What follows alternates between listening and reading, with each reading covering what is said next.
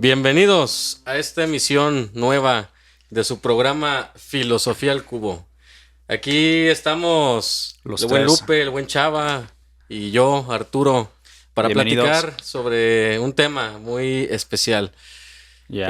Bueno, pues si no han visto nuestro episodio anterior, los invitamos a que por favor Chéquenlo. lo Lo busquen vean, ahí @filosofía al ya cubo. está. en nuestras redes sociales. Bueno, en esta ocasión vamos a hablar sobre un tema que la verdad a mí a título personal me apasiona mucho. Es un tema que además es indispensable, fundamental, pero muy rico. Es un tema que tiene mucha sustancia, mucha tela de dónde cortar. A mí me Cierto. apasiona, pues. Este tema del que les hablamos es ni más ni menos que el tema de la filosofía presocrática. Así es, amigos. Hablamos de filosofía presocrática, lo cual se refiere a una filosofía antes de Sócrates. Yo creo que todos, invariablemente, en algún momento de nuestra vida hemos escuchado hablar algo, mencionar algo sobre el filósofo Sócrates. Bastante. Uno de los más grandes, si no es que el más grande. Figura central, ya sin es lugar a un dudas. tema de debate. Pero bueno, Sócrates fue un gran filósofo de la Grecia antigua, siglo V antes de Cristo, maestro de Platón, otro gran filósofo, que a su vez fue Más maestro grande. de Aristóteles, bueno, uno más que también fue muy grande, ¿no? Digo, uno más de ahí, o sea, de esa categoría de enormes filósofos. Claro. Dicho sea de paso, porque finalmente el tema que en esta ocasión nos tiene aquí para platicar con todos ustedes es el de los filósofos que hubo antes. Y bueno, los filósofos y la filosofía, pues. La filosofía anterior. Los modos de pensar, los sistemas, ¿cómo lo podemos decir? Los sistemas de creencias que había en aquel entonces y de qué manera se estructuraba el pensamiento y cómo empezaba la filosofía a cobrar un papel que en ese entonces ni siquiera se le llamaba filosofía, ¿no? Estamos hablando de algo muy antiguo. Protofilosofía. Era una sería protofilosofía, para algunos. una protociencia, porque, bueno, cabe destacar que estos filósofos de los que ya vamos a hablar enseguida, pues en realidad su mayor aporte al campo del pensamiento fue dar ese salto de la mitología a la razón estructurada, al pensamiento, ¿no? Entonces, bueno, hay mucho que decir, ya lo vamos a decir, pero no quisiera ser egoísta con la palabra. Entonces, a ver, Lupe, Chava, ¿qué pueden comentar sobre todo esto? De acuerdo, fue este momento en el que la filosofía de cierta manera empieza y se empieza a dejar un poco atrás la mitología. Se mantienen, creo que, como cierto esquema, ¿no? De explicar el mundo. Explicar el mundo, nada más que cambia el fondo, por decirlo así, ¿no? Ahora va a ser una explicación racional. Ya no se va a recurrir, por ejemplo, a los dioses o a ciertas deidades o a ciertos relatos fantásticos, sino se va a recurrir a una explicación racional basada, por ejemplo, en los elementos físicos, ¿no? Que es una característica de los presocráticos. Empiezan a hablar de que, por ejemplo, el origen es el fuego, el origen es el agua, el origen es el aire. O sea, ya están hablando pues de elementos físicos y se empieza a hablar pues ya de una explicación racional del universo, del mundo. Y prácticamente aquí empieza la filosofía. Sí, claro. De hecho, bueno, en eso que señalas, mencionar que los filósofos presocráticos son también conocidos como los filósofos de la fisis, ¿no? Porque fisis es el término griego para hablar sobre la naturaleza. Y ellos lo que buscaban era el arjé, que también en griego quiere decir el principio. Entonces buscaban el origen de la naturaleza. A ver, Lupe, ¿tú qué nos puedes decir? Pues ya ahora que tengo la palabra, ¿qué tal? Hola, bienvenidos a Filosofía al Cubo. Soy Marco Lupercio y como ya bien comentó acá el Artur y Chava, pues hoy vamos a platicarles sobre este gran tema que es los presocráticos. Como ya bien decía Artur, creo que lo más importante y la aportación más grande que acontece en este contexto histórico, precisamente en la filosofía presocrática, es que dan un salto de fe y que mucho se le conoce incluso como el milagro griego, porque se da justo en una época donde pues la mitología era lo que fundamentaba, lo que sustentaba y lo que daba razón a todo fenómeno que acontecía en la vida cotidiana, sea interior o exterior a nosotros, dígase las lluvias, dígase pues el día, la noche, dígase todos estos cambios astronómicos. Toda esta tradición se venía acumulando por muchos milenios, y a partir del siglo VII a.C., para ser precisos, en Mileto, en unos mares, hermosos, en lo que hoy es Turquía, ahí en el mar Mediterráneo. Exacto. En estos mares hermosos, seguramente pues inspiradores también, pues estaba una escuela que estaba dando pues mucho de qué hablar en estos tiempos. Se le conoció como la escuela jónica, porque estaba en Jonia, y dentro de esta escuela tenían a sus mentados 7 sabios. Había 7 pelados que se juntaban ahí a filosofar sobre la vida. Entre ellos Tales. A preguntarse de dónde viene todo, qué es esa estrella que brilla en la noche, qué es esto, qué es aquello.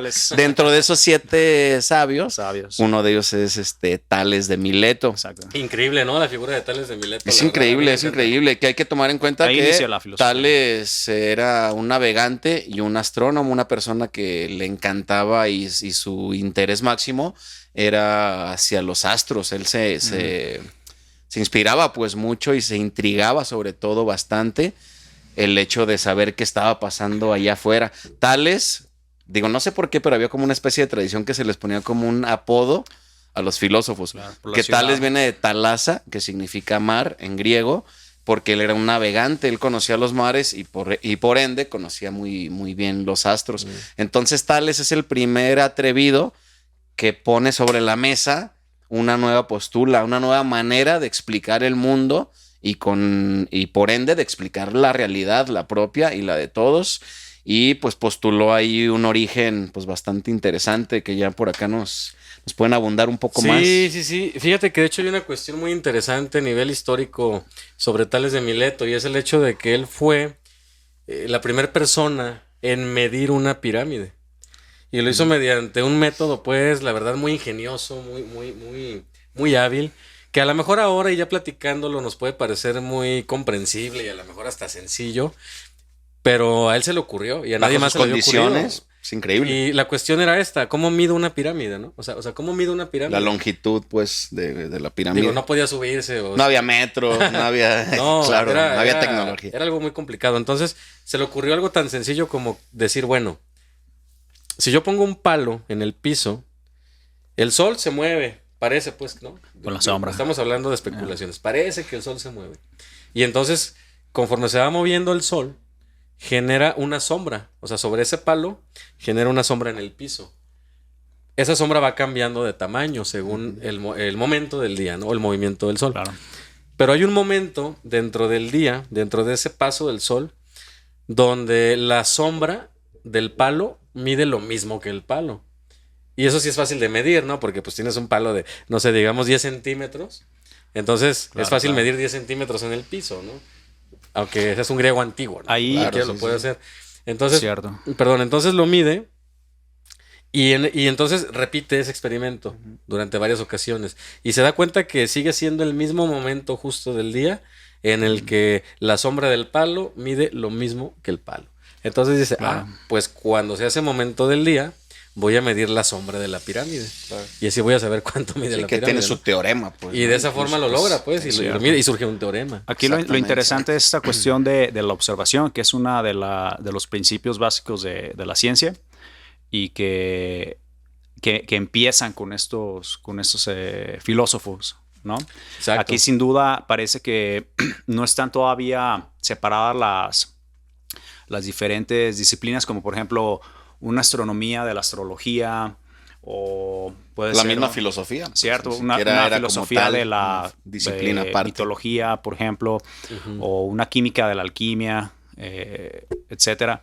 Pero ya empieza a haber esta actitud, que creo que es lo principal, ¿no? Como esta actitud filosófica, el científica. hecho de observar Exacto. Y bueno, ahora que mencionas inspiraron definitivamente. La ciencia, pues la ciencia tiene un método, ¿no? O sea, la ciencia es ciencia por el método científico. Y bueno, a grandes rasgos, el método científico es realizar una acción, experimentar, pues, mediante algo, observar y luego replicarlo durante distintas ocasiones, incluso variando los factores para observar observar de qué manera en repetidas ocasiones se repite un mismo Hay escenario. una constante, Hay la una búsqueda constante. de constantes. Y pues básicamente eso es lo que hace Tales de Mileto, ¿no? Ahora, Claro. hay otra cuestión aquí que es el hilozoísmo. El hilozoísmo también proviene de una observación que él hizo cuando se da cuenta de que si tú colocas un imán y entonces tienes un elemento metálico. el imán pues atrae obviamente Hay una fuerza a este elemento invisible. metálico. Hay una fuerza que es invisible. Y entonces Tales de Mileto piensa, bueno, si esto sucede de una manera tan simple y viéndolo aquí delante de mis propios ojos, imagínate a niveles superiores, Macro, claro. de qué manera podría suceder. Entonces empieza a teorizar sobre una relación entre la materia y la vida y sobre ciertos influjos invisibles, pero que tienen que ver con los movimientos que se dan entre la materia y la vida. Definitivamente, ¿no? Porque al final de cuentas su objetivo era encontrar una razón a todo este aparente caos en el cual estamos inmersos. Así es. Recordemos que también parte de no de Tales, sino en general de los presocráticos, parte de su interés medular o de su, digamos, categoría de investigación era más bien algo cosmológico. Ellos buscaban encontrar el orden dentro de este aparente caos. Hay que recordar que cosmos significa orden, no significa universo, como a veces mucha gente, antes de conocer la definición real, pensamos. Y logía, que significa como dar razón de o explicación de, entonces era el logos. Entonces, buscaban dar precisamente dar razón a este universo, desorden aparente. Exacto. Pero que ellos interpretaban más bien como un orden. Entonces su objetivo principal era dar explicaciones de lo que acontece en la realidad, no fundamentadas en mitos, sino en la razón. Como decíamos, este experimento de medir una pirámide, a Tales incluso se le adjudica la predicción de un eclipse. Y recordemos que él es del siglo VII a.C.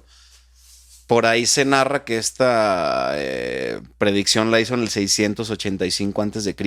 Obviamente no había telescopios, no había ninguna herramienta que te pudiera ver más allá de lo que veían tus ojos, pero ellos veían con la razón, ellos tenían el ojo de la razón bien abierto, bien encendido, y era su única herramienta. Entonces, con esta herramienta, Tales de Mileto predijo un eclipse y eso a mí me parece sorprendente. Sí, sobre todo para la época, ¿verdad? Sobre todo para la época, obviamente. Muy impresionante. Hoy te lo avisan hasta con años de, ¿sabes qué? El 2 de febrero del 2025 va a suceder un eclipse.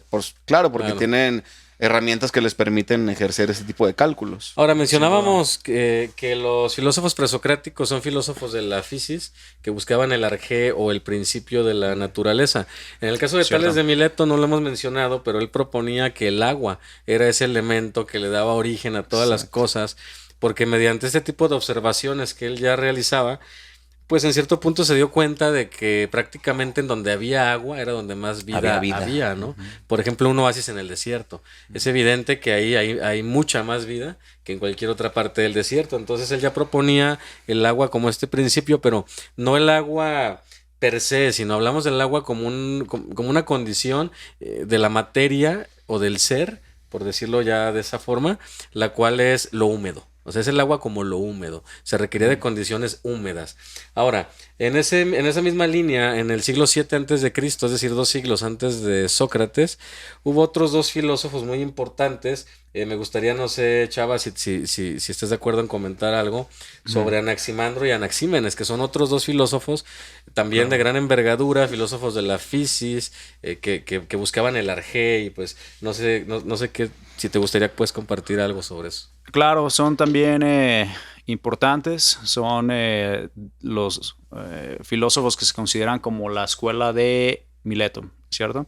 Así es. Y alumnos de Tales. Sí, son los 3 grandes, pues, ¿no? De esa escuela, Tales de Mileto, Anaxímenes, Anaximandro. También siguen en esta misma línea de proponer un arjé, un principio.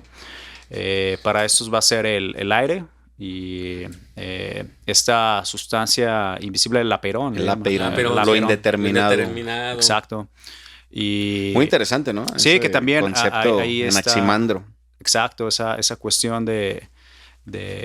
Como que dijo, pues yo no me voy a arriesgar, ya dijeron que el agua, ya dijeron que el aire, pues yo voy a decir que es algo. Bueno, pero hay una Algo cosa, como pero- que pero lo hay una indeterminado. cosa, Pero después también fue refutado. pero hay una cosa, también, después también fue Anaximandro decía que sí, la vida había comenzado en el agua.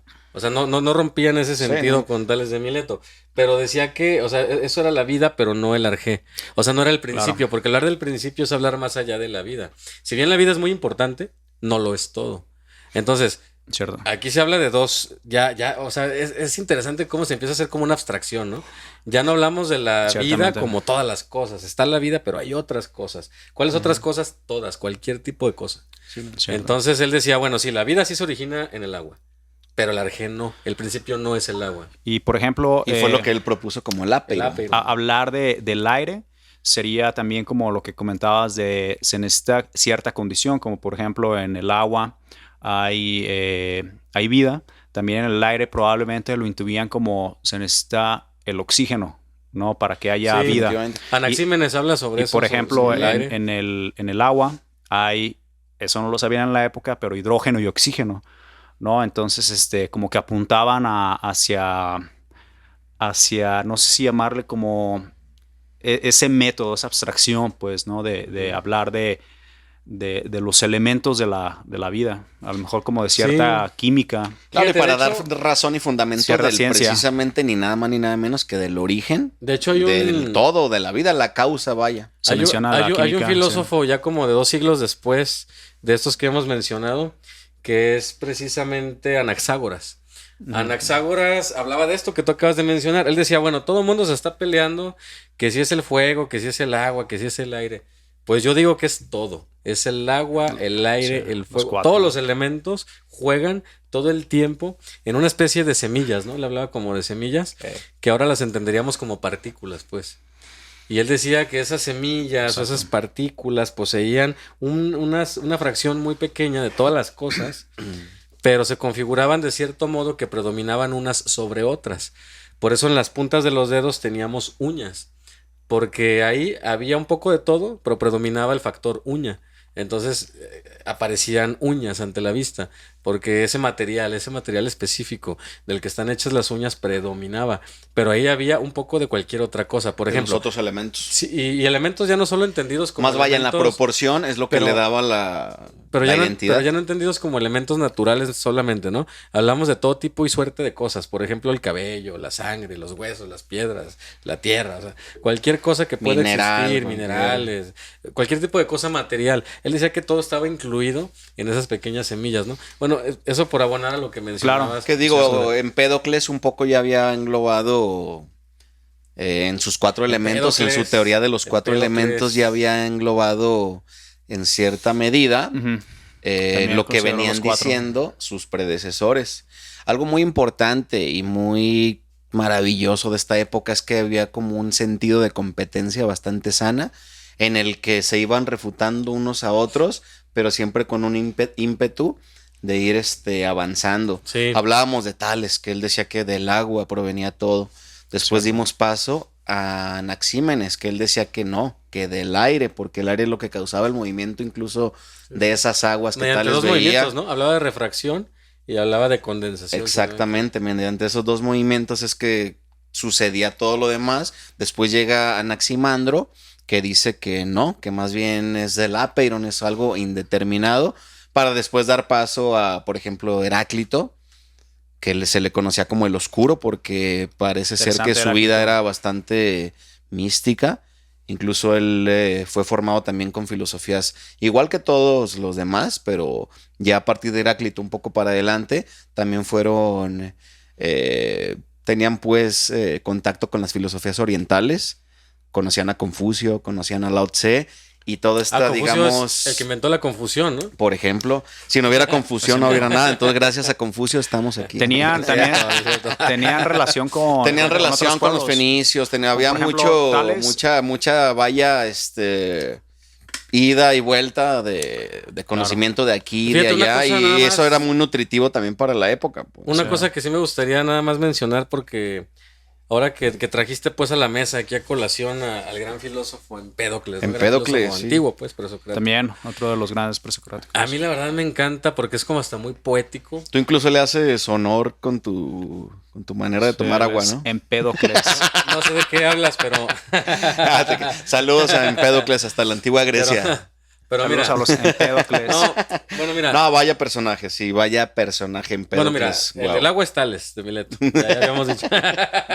Bueno, pero mira, volviendo al tema de Empédocles, a mí me encanta esta cuestión donde él habla, al igual que Anaxágoras, también menciona pues que todos los elementos están ahí, pues están intermezclados, ¿no? Que él hablaba de 4 en específico. Pero dice, nada más. Pero dice Empédocles que estos elementos están movidos por 2 fuerzas vitales fundamentales, que son las que configuran la realidad. Y esas fuerzas romántico son también. el odio y el amor. Medio romántico. Sí, el odio y el amor.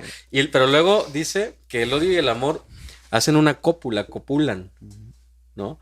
Entonces en la cópula se atraen y se rechazan. Es como una danza romántica, precisamente, pero de las cosas, ¿no? Digo, suena sexo, cosas así. Y hasta cierto punto lo es, pero estamos hablando de la realidad y de cómo se crea la realidad. Entonces, de alguna manera, a mí me remite un poco como al magnetismo, ¿no? Estas fuerzas de atracción y repulsión. Y básicamente lo que decía Empédocles era que todas las cosas se atraían o se rechazaban mediante las fuerzas del odio y del amor. Y a partir de eso se creaba la realidad. Exactamente. La verdad es un pensamiento pues poético, filosófico. Muy, bastante poético, pero se le adjudican atractivo. también atributos hasta predictivos a Empédocles. Se estuve un poco leyendo sobre su historia y en algún momento se le consideraba como una deidad al mismo Empédocles. Pitágoras también, por ejemplo. También a Pitágoras.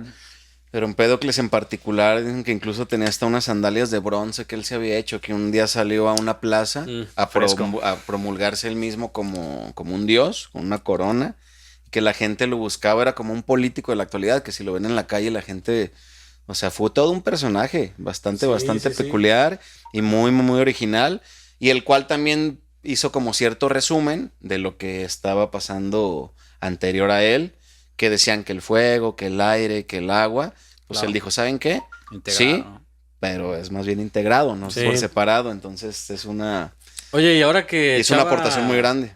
También trajo a colación a otro grande, uno de los enormes, Pitágoras. Sí, probablemente... Fíjate, Pitágoras. Para mi favorito. No iba a decir uno de los más grandes, pero... A mí me encanta. Sí. A mí también. Me encanta. Creo que todos tenemos algo de pitagóricos, definitivamente, ¿no? Algo de pitagórico habita en todos nosotros. hemos escuchado hablar de Pitágoras, ¿no? En la escuela, en la primaria, creo, en la secundaria. Claro. Se hablaba de Pitágoras, ¿no? El teorema de Pitágoras. Bueno, pues el padre de las matemáticas, de los números. Yo me acuerdo, mi primer recuerdo de Pitágoras, les digo, ¿cómo fue? Fue en una Navidad que mi padrino José Félix, me regaló una película que se llamaba Donald en el país de las matemáticas. Ah, ese cuál es. Y esa película, yo como que la vi y dije, matemáticas, qué hueva. Pero ya que la puse, me di cuenta de que sí era una manera bien entretenida y muy acertada de explicarles cosas tan abstractas como los conceptos y procesos matemáticos a un niño, pues. Ahí fue mi primer acercamiento a Pitágoras. Fíjate, para quienes no lo saben, Pitágoras sí fue un filósofo, pero más que eso se convirtió en toda una escuela. De hecho, sobre la persona de nombre Pitágoras se conoce muy poco. A través del tiempo se ha perdido información. Por eso mismo que pues en general de todos los presocráticos. Sí, que dicho sea de paso, sería bien comentar que lo que se sabe, para que lo conozca nuestro auditorio y a lo mejor, si eres filósofo ya te lo sabes, pero si no, que conozcas que todo lo que se conoce de la filosofía presocrática no es de que sea de puño y letra, sino que son por comentaristas, por historiadores o por doxógrafos, que los doxógrafos son los que llevaban la palabra, los que comentaban la palabra de otros. Pero como vendría a ser un diario, una especie de diario el día de hoy. Todo lo que conocemos de los presocráticos e incluso de los posteriores a ellos es por comentarios o por fragmentos que se reconocía de sus obras. De la sabiduría que ha trascendido hasta nuestros días. Hablando de Pitágoras, hay 2 cosas que a mí me fascinan particularmente. Y es que, bueno, mencionar de paso que Pitágoras fue quien descubrió los intervalos musicales.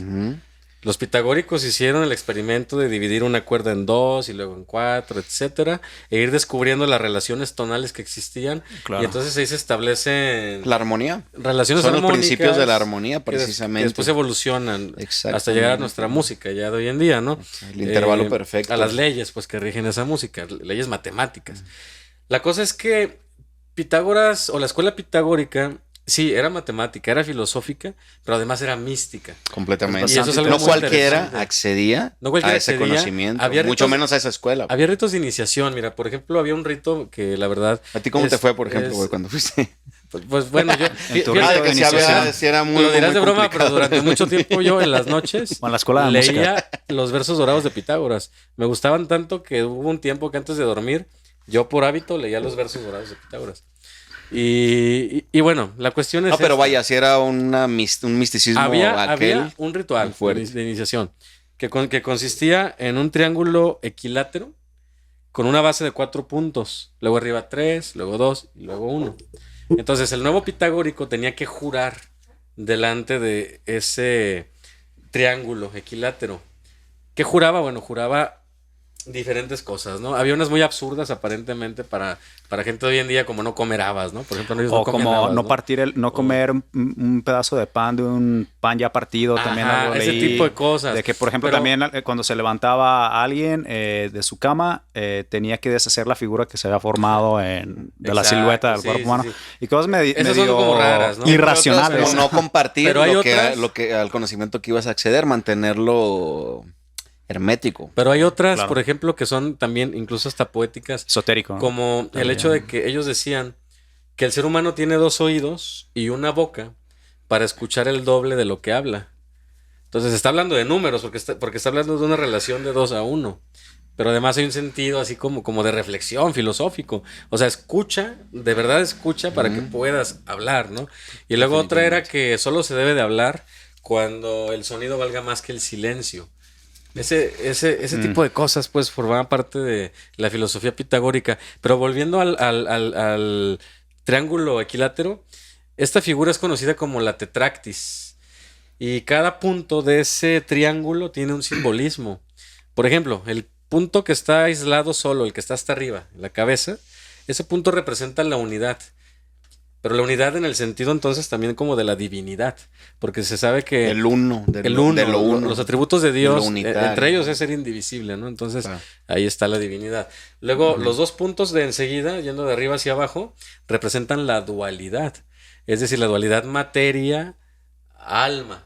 O Que cuerpo y apenas en los alma. presocráticos claro. comenzaba esa especie de Apenas comenzaba, pero ya estaba ahí. estaba el cuerpo y establecida. el alma Ajá. o el espíritu, pues digo, eso ha adquirido distintas connotaciones. Una dualidad, Una vaya, dualidad, en ¿no? nuestra, Una en nuestra dualidad. existencia. En cierta forma, Pitágoras, él fue de los que O cuerpo y energía. empezó eso. Platón lo llevó al Luego el máximo. siguiente nivel, Exactamente. ahora que dices Platón, ya es que Platón hablaba de la transmigración de las almas. Sí, sí, sí. Hablaba O simplemente de del mundo de las ideas, pues. El mundo de las ideas, la Y reencarnación. el Bueno, mundo real. en los pitagóricos, los 3 puntos que siguen hacia abajo de la tetractis representan los 3 niveles de la realidad o de la existencia, que son el campo celeste, el terrenal y el infernal. Esos son los 3 puntos. Infernal en el sentido del Hades o del... Muy al estilo de Dante Alighieri, Sí. muchísimo Y ahí está tiempo después, Platón pero también. como esa especie de explicación de la vida después de la vida, pues. después de la vida. Y luego hasta abajo, ¿qué creen? Los 4 puntos, pues los elementos, ¿no? De todo aquello que hablaban los presocráticos, el fuego, el aire, la tierra y el agua. Tú sumas todos los puntos y da 10. Y para los pitagóricos ese número era el número perfecto, era el La número de perfección, Dios. La década, el Cabe 10. destacar que no existía el 0 para los pitagóricos. Todavía De no. hecho, Se no la me equivoco, adjudica a los mayas, ¿no? se Fueron la los adjudica a los mayas descubrieron el o a los 0. egipcios, pero ellos no usaban Sí. el 0. Pues. Y perdón, digo, sé que tomé de la palabra mucho, pero es que a mí me apasiona Pero no, es mucho muy, el es tema muy, de es muy Pitágoras. apasionante hablar de Pitágoras, digo, para aportar un poco también de datos de la escuela pitagórica, así como veníamos diciendo de que hubo otros filósofos que le adjudicaban el arqué o el principio de todo a determinadas causas. La causa, obviamente, de los pitagóricos, pues iban a ser los números. Los pitagóricos arqué. decían que todo era a partir de los números, porque vivíamos en un mundo cuantitativo, es decir, todo lo que concebimos, pensamos y llevamos pues un proceso intelectual está basado en números. Podemos decir de que aquí somos filosofía al cubo. ¿Por qué? Porque somos 3. Entonces, bajo estas analogías matemáticas, Los pitagóricos fundamentaban de que el arqué o el principio o origen de todo eran precisamente los números.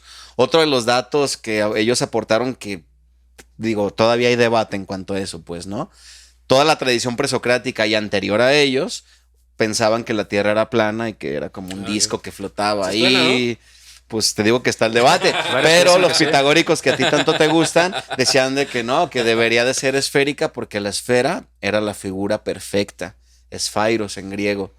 Los pitagóricos lo veían como la figura perfecta e incluso decían que la Tierra era esférica y que las estrellas y otros astros deberían entonces también de serlo, pues, ¿no? Sí, creo también que, innovadores en cuanto a esta noción. creo que Pitágoras es de estos filósofos más únicos, ¿no? En toda la historia que se mezcla en él esta cuestión como de científico, ¿no? Por las matemáticas, de místico, de filósofo. Y creo que es así como de los que más se amalgama todo esto. Muy, muy importante, pues, ¿no? En el campo, pues, de las matemáticas. Me parece uno de los personajes, filósofos más únicos de la historia, más interesantes. Esta triple faceta, filósofo, matemático, místico, también fundador de una religión. ¿Qué más respecto a Pitágoras? También esta mezcla entre la religión, de cierta forma, y la filosofía también va a ser como un precursor de eso, como ya después otros filósofos tipo Spinoza, Leibniz, San Agustín, grandes de la historia de la filosofía, van a desarrollar sistemáticamente, como mencionábamos, pues una característica, pues, ¿no? Tras bambalinas mencionábamos esa característica del filósofo, ¿no? Que hace todo un sistema. Y creo que en cierta manera Pitágoras inicia eso. Entonces, es uno de los más grandes porque inicia esa cuestión, pues, de unir como la religión, la teología con la filosofía. La ciencia. Exacto, también. A través de los números. Exacto, y con la ciencia. Y también, pues, por el estilo de vida, pues, ¿no? Que llevaba, lo que mencionábamos de vivían en comunidad. Eran vegetarianos, ¿no? Creo que eran vegetarianos los pitagóricos. Sí, eran vegetarianos y... También tener ciertas costumbres así medio extrañas como creo que no pasar debajo de un travesaño. Eran supersticiosos también. Tenían, exacto, entonces como que llama la atención. En general sentían que aparte de las leyes físicas existían otro tipo de, pues, de voluntades o de fuerzas que ejercían cierto poder acá en el mundo. Oye, y por cierto, se nos están pasando dos de los grandes, de los pesos pesados. Por ahí se dice que hay más de 90, ¿no?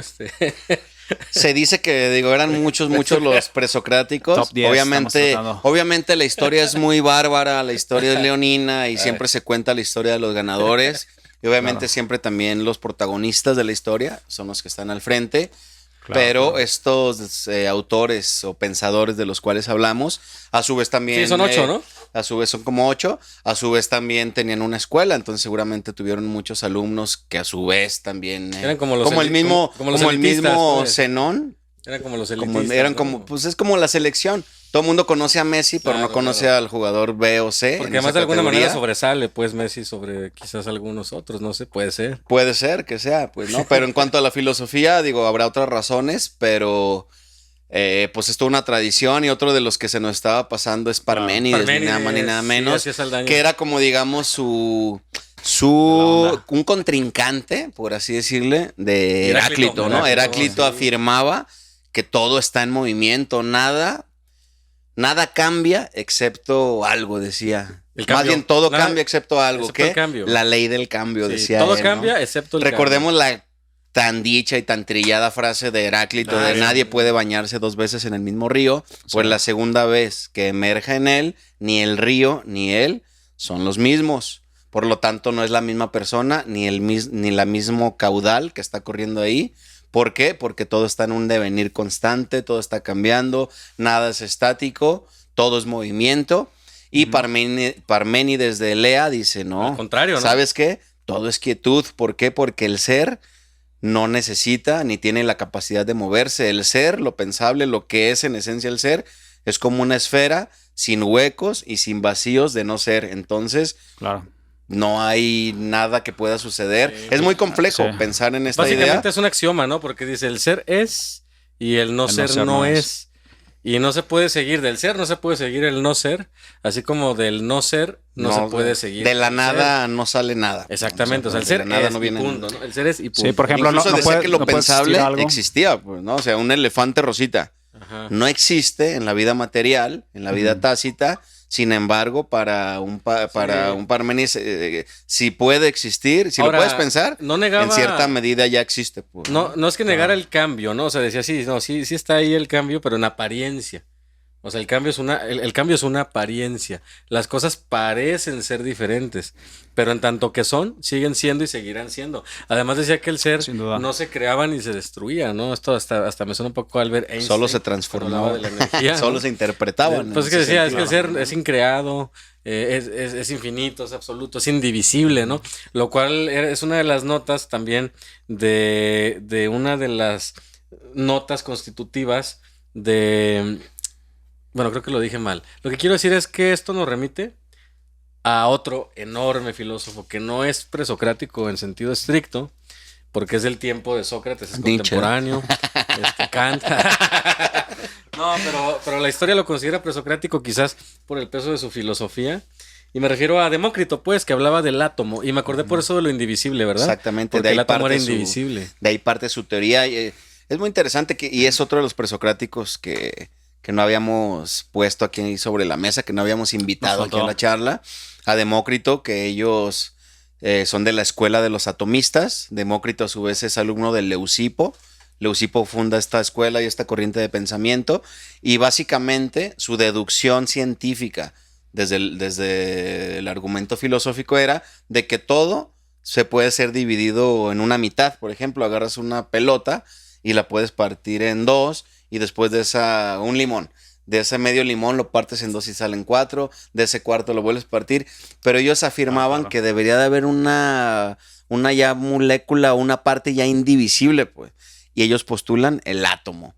Hace más de 2600 años, hace como 2200 años. Antes de que la ciencia Y considerara exactamente antes de que la ciencia les diera la razón, como muchas veces ha pasado en toda la Y de tradición todas maneras sí se dividió el átomo, filosófica, ¿no? Ya ves que luego sucedió esto de la bomba atómica y luego ya ahora estamos hablando de los de quarks, los ¿no? protones, los neutrones, que en el mismo átomo Sí, está, son pues fragmentos, otras. Pero a nivel cuántico todavía ya hay un nivel más. Todavía adentro, más. que son los quarks, pues. Exactamente. Entonces, digo, si bien sí tenía razón, pues como buen filósofo tampoco sacó el hilo negro, pues Claro. simplemente dio un avance para que los que venían después de él lo tomaran como parteaguas y a partir de ahí hicieran un Es que, desarrollo o sea, mucho más es que profundo. tenía razón en el pues. sentido de que había límites y él estaba reconociendo esos límites también.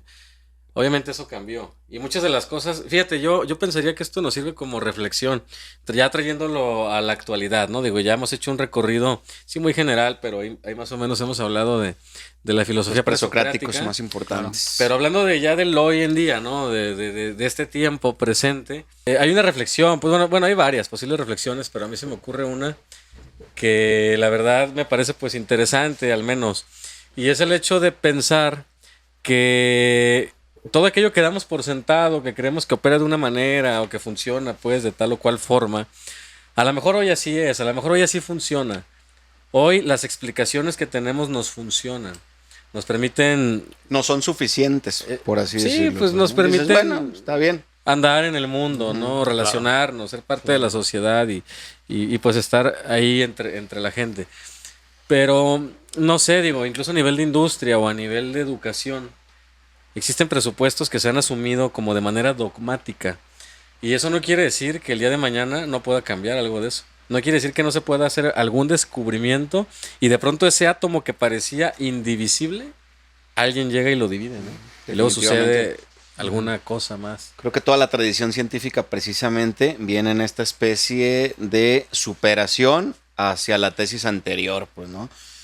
Pensemos, por ejemplo, cuando se descubrió de que si lanzas una bola de plomo y una bola de otro material, caen a la misma velocidad, cosas, experimentos, pues, así como tan básicos y tan de primaria que nos parecen hoy, pero como en su momento eran unas creencias que iban en contra de lo que hoy damos por sentado. Entonces, como bien dice Arthur, hay que tratar de no dar por sentado o no dar por hecho todas las cosas, y hay que más bien asumir una postura un tanto presocrática, en el sentido de tratar de superar lo ya establecido para llevarlo a un lugar donde la razón pueda dar más argumentos, pueda dar más estructura y pueda dar, por lo tanto, más fe y estabilidad hacia lo que suponemos como realidad. Claro. Sí, Tú, mi chava, ¿cómo cerrarías? Pues yo creo que manteniendo esta actitud presocrática de mantenerla y de gran parte de la filosofía, mantener la capacidad de asombro, de observar el mundo como por primera vez, que parece que se hicieron los presocráticos. No observó el mundo nadie más antes que ellos, sí, pero ellos lo enfocaron pues de otra forma, observaron el mundo, trataron de dar una explicación que a ellos les parecía racional, mantuvieron esta capacidad de asombro, no estaban peleados, pues, por ejemplo, en el caso de Pitágoras, en cuestiones como de religión, de filosofía, de matemáticas, ahora ya conocida pues más como ciencia, pues no estaban enfrentadas estas cuestiones, sino que con las tres buscaban explicar el mundo, buscaban explicarse lo que sucedía a su alrededor, y creo que hay que mantener esta actitud de tolerancia entre las diferentes disciplinas, de capacidad de asombro y de observación del mundo. Hay que observarlo como si fuera la primera vez todos los días, yo creo. Claro. Muy bien. Bueno, pues yo soy yo y mis circunstancias. Y si no salvo mis circunstancias, no me salvo a mí. Esto fue Filosofía al Cubo, con mis amigos Salvador Hernández, Marco Lupercio, Mario Camarillo, detrás de cámaras. Muchas Saludos, gracias Mario. a todos ustedes. Nos vemos en la próxima emisión, Filosofía al Cubo.